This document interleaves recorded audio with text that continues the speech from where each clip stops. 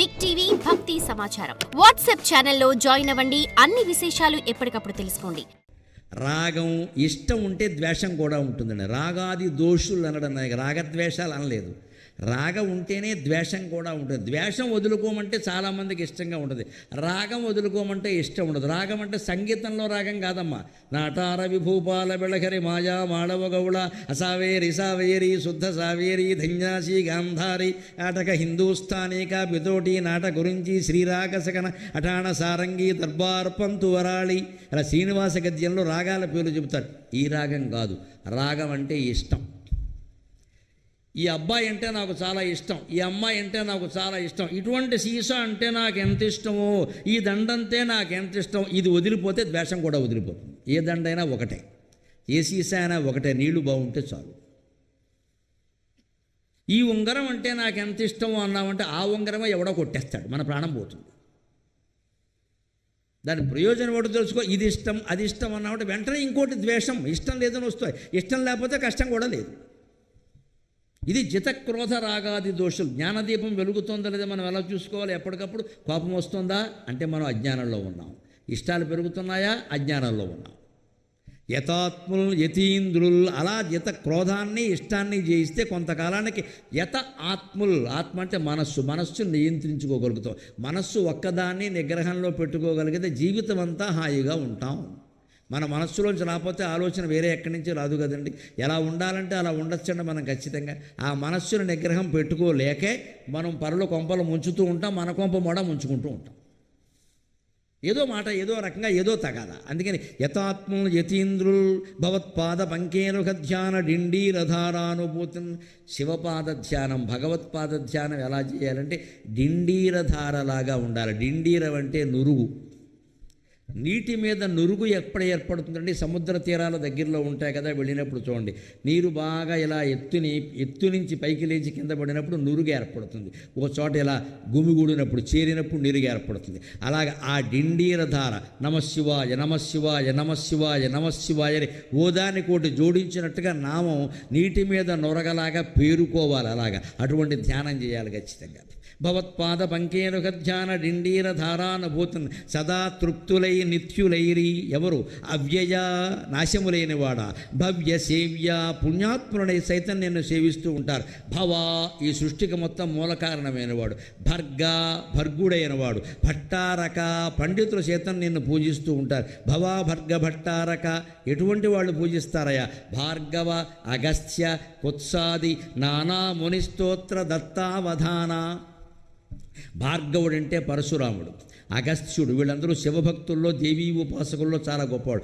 కుత్స ఈయన వంశంలో పుట్టినవాడే కౌత్సుడు, రఘువంశంలో వస్తాడు, చాలా గొప్ప ఋషికుమారుడు. భార్గవుడు, అగస్త్యుడు, కుత్సుడు మొదలైనటువంటి మహర్షులంతా దత్తావధాన నీ యందు ఎంతో శ్రద్ధతో నీకు అర్చన చేశారయ్యా అన్నారు. లలాటే క్షణోగ్రాగ్ని భస్మీకృతానంగ భస్మానులిప్తాంగ.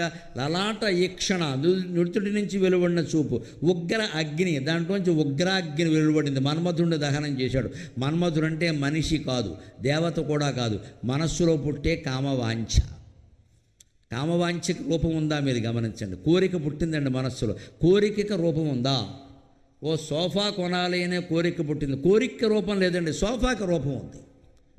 వాడిని ఎవరినో తన్నాలి అనే ఒక కక్ష పుట్టింది, ఆ తన్నడం అనే కోరిక రూపం, తన్నడానికి రూపం ఉంది. మనవదన్నా వాడుదన్నాడు, దానికి 2 రూపాలు ఉన్నాయి. కోరికకి రూపం లేదు, అందుకే మన్మధుడికి రూపం లేదు మన పురాణాలు. కానీ రూపం లేకుండానే మనస్సులో పుట్టేటువంటి కామవాంఛల కాపరాలు కూల్చేట్లా పెళ్ళయ్యాక కూడా. ఇంకా చదువు పూర్తి కాకుండానే లవ్లో పడ్డాం అంటే కామవాంఛ కాదంటే అప్పుడు లవ్ ఎక్కడి నుంచి ఉంటుందంటే అసలు అర్థం లేని మాట. ప్రేమ ఎప్పుడు మొత్తం ప్రపంచానికి సంబంధించింది. ఒక వ్యక్తిని అమ్మాయినైనా అబ్బాయినైనా ఇష్టపడుతున్నామంటే దాన్ని ప్రేమ అనరు, ఇష్టం అంటారు. ఇష్టమని చెప్పడం మానేసి మన వాళ్ళు నేను ప్రేమించా కుక్క పిల్లను కూడా ప్రేమించాలమ్మా. ప్రేమ అంటే అది. మంచి వయస్సులో ఉన్న అబ్బాయిని ఎవరైనా ప్రేమిస్తారు. వయస్సులో ఉన్న వాళ్ళని ఇష్టపడడం గొప్ప విషయం కాదు. ఈ 90 ఏళ్ల పెద్ద మనిషి 89 ఏళ్ల వయస్సున్న తన భార్యని ప్రేమిస్తున్నాడా? అది కావాల్సిందండి, అది కావాలి. అక్కడే ఉండదండి. ఈ ముసల్దాంతో పడలేక చస్తున్నా అంటాడు, వీడితో పడలేక అది చస్తుంది అక్కడ. బయట వాళ్ళు ఎవరన్నా కనపడితే మాత్రం పావేసుకుంటాడు ఇక్కడ. దీన్ని ప్రేమ అంటాడు మళ్ళీ. ఇక్కడ ప్రేమ వాళ్ళకాడ. దీన్ని ఇష్టం అంటారు. చేయవలసిన బాధ్యత చేయకుండా ఎవరి మీదో ఇష్టాలు పెంచుకుంటావు ఇక్కడ నువ్వు. ఇదే ఈ మనస్సులో పుట్టే పిచ్చి కోరిక ఉంది. ఇదే మన్మధుడు, మన్మథతీతి మన్మథగా మనస్సును ఆడించేస్తూ ఉంటుంది. ఇది గాను గాడించినట్టు. ఇప్పుడు ఉండలేడు ఇంకా, అంతే. ఫోన్ చేయి, మెసేజ్ పెట్టు, అలా పెట్టు, ఇలా పెట్టు, చివరికి నాశనం. వీడియో కాల్ చేసేయి. ఇవాళ మొత్తం సైబర్ మోసాలు జరుగుతున్నవి ఏమిటండి? ఎవరో అమ్మాయి కంఠం పెట్టుకు మాట్లాడతారు, అమ్మాయిలు కాదు. వీడు పడిపోతాడు వాళ్ళు. అక్కడి నుంచి అమ్మాయి మొదలవుతుంది. అంతే, వీడిని అలా మాట్లాడు, ఇలా మాట్లాడు అని చెబుతుంది. వీడు అన్నీ పంపేస్తాడు, ఫోటోలన్నీ. తర్వాత ఆ ఫోటోలు పెట్టి బెదిరిస్తున్నారా లేదా? దానికి సమాధానం కూడా శివదండకంలో ఉంది. మన ప్రాచీన సాహిత్యాన్ని జనానికి, మన పిల్లలకు అలవాటు చేయగలిగితే సైబర్ నేరాలు సహా సమస్తం ఆగిపోతాయి. అంత గొప్ప విషయం ఉంది ఇక్కడ. ఇందులో ఆ రూపం లేని మన్మథుడు ఎలా ఉంటాడో తెలియనివాడు పీడించేస్తున్నాడు మనుషులను పట్టుకుని. ఆ మన్మథుడిని ఎలా జయించాడు? రూపం లేని మనస్సుతోనే జయించాడు. లలాటేక్షణ ఉగ్రాగ్ని భస్మీకృత అనంగలిప్తాంగ భస్మానులిప్తాంగ. రూపం లేనివాడు రూపంతో ఎలా జయించండి? మనస్సులో పుట్టిన కోరిక కదా, మనస్సుతోనే జయించాడు. ఆ మనస్సు లోపలికి వెళ్ళాడు శివుడు. పార్వతీదేవి కనపడగానే ఎక్కడ ఇంతవరకు నేను దక్షిణామూర్తిగా ఉండి ఇక్కడ అద్భుతంగా దక్షిణామూర్తి ద్వారా జ్ఞానం చెప్పాను కదా, ఈ అమ్మాయి ఎవరో వచ్చి నాకు ఆకులో పువ్వులో ఇవ్వగానే నాకు ఎందుకు కలిగింది ఈ వాంఛ? ఓ ముసలావిడ వస్తే ఈ వాంఛ కలుగుతుందా అని శివుడు ఒక్కసారి లోపలికి చూశాడు. అది తన మనస్సులో పుట్టిన వాంఛ అని అర్థమైంది. ఆ వాంఛకేసి ఒక్కసారి తేరిపార చూడగానే ఆ వాంఛ నాశనమైంది. అక్కడి నుంచి వెళ్ళిపోయాడు. అక్కడి నుంచి ఆయన కోసం తపస్సు పార్వతి చేసింది. పార్వతి కోసం శివుడు తపస్సు చేయాలి. ఆయన లొంగకుండా కూర్చున్నాడు కైలాస పర్వతం మీద. 4-5 సంవత్సరాలు తపస్సు చేసింది అమ్మవారు. ఇంద్రియ నిగ్రహం అంటే అది. మనస్సులో ఉండే కోరికను మనస్సుతోనే జయించాలి. దానికి గుర్తుగా ఆయన ఏం చేస్తాడు? ఈ మన్మధుడు కాలిపోయినప్పుడు వచ్చిన బూడిద ఉంది, ఆ బూడిదను ఒంటికి పూసుకుంటాడు. అందుకే శివుడికి భస్మం ఇష్టం అంటారు. శివాలయాల్లో ఇప్పటికీ భస్మం పెడతారు. దానికి భౌతిక ప్రయోజనం ఏమిటంటే, మీరు శివాలయానికి వెళ్ళినప్పుడు ఆ భస్మం ఇస్తే తీసుకోండి. ఇంటి దగ్గర చంటి పిల్లలకి ఏమైనా చర్మ వ్యాధులు వస్తే ఆ భస్మాన్ని పూయండి. ఒకటి ఆ బూడిద, అది పిడకల కాల్చిన బూడిదే ఉండాలి, పాండ్స్ పౌడర్ కాదు, ఎక్కడ ఫెయిర్ అండ్ లవ్లీ కాదు. పిడకలు కాల్చిన పూడిదైతేనే పనిచేస్తుంది వైద్యంగా. పూర్వం అలా మాకు చిన్నతనంలో చర్మరోగాలు వస్తే మా అమ్మగారు ఎప్పుడు బయటికి వెళ్ళి డాక్టర్ని అడగడం మంచి, దేనికిలా గుళ్ళో విభూతి పోస్తే సరిపోయింది, లేకపోతే పిడకలు కాల్చిన బూడిదను అది పట్టుకొచ్చేవారు. శుభ్రంగా రాసేసి ఆ రాసేటప్పుడే నాగేంద్రహారాయ త్రిలోచనాయ భస్మాంగరగాయ మహేశ్వరాయ అని శ్లోకం చదివేశారు. బూడిద భౌతికంగా పనిచేసేది, భగవన్నామాన్ని జోడించడం వల్ల మానసికంగా పనిచేసేది. వెంటనే చర్మ వ్యాధులు తగ్గి. చిన్నప్పుడే పిల్లలకి ఇటువంటి వైద్యం చేస్తూ భగవంతుని స్తుతించాలి అక్కడ. అప్పుడు భస్మానులిప్తాంగా భౌతికంగా పనిచేస్తుంది. నైతికంగా, ఆధ్యాత్మికంగా దానికి అర్థం ఏమిటి?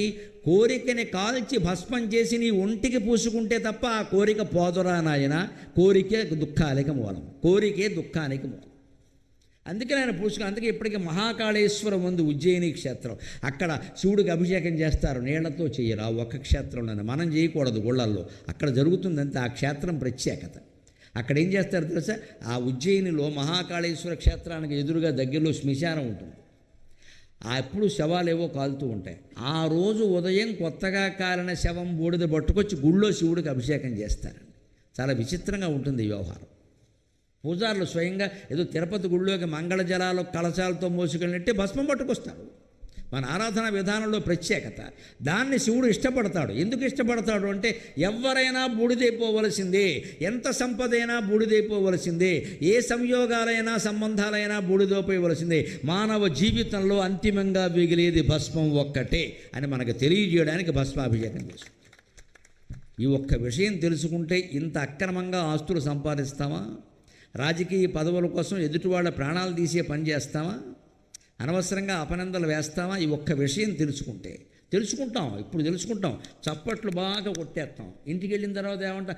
ఆయన అలాగే చెప్తారు, మనకు కుదిరితే ఏటవన్నీ అంటాం. అంతే. మీకు కుదరవు, నాకు కుదరదు. నేనేమనుకుంటాను, వీళ్ళెవరికి పట్టింది నాకు మాత్రం ఎందుకు అని తమ్మాజీరావు గారు ఏమిస్తారు అంటాను. ఇవ్వడమే ఎంతసేపు.